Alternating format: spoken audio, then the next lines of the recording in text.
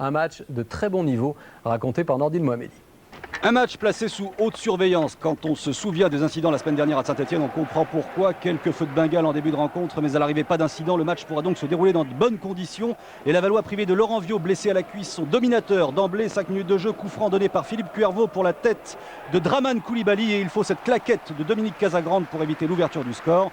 Laval est un adversaire qui ne réussit traditionnellement pas au vert. Saint-Etienne n'a plus gagné en Mayenne depuis 1979 et ça rend l'équipe de Victor Zvinka très entreprenante.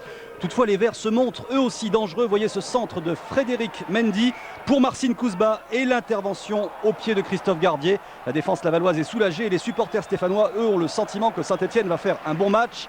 Oui, mais Laval joue bien aussi, peut-être mieux que Saint-Etienne d'ailleurs en ce début de rencontre. Centre de Michael Sitoni pour une reprise de volée signée David Lefrappert, mais Casagrande est dans un bon jour.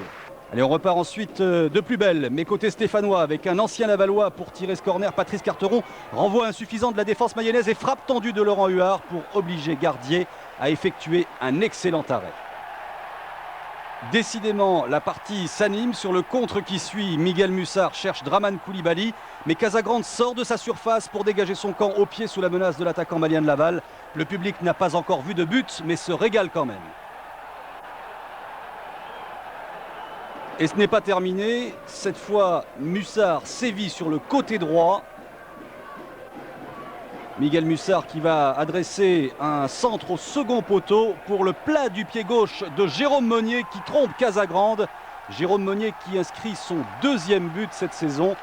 Laval est à présent bien parti pour signer son 5e succès consécutif et qui sait peut-être enfoncer un peu plus l'association sportive de Saint-Etienne. Histoire de coaching, 71e minute de jeu.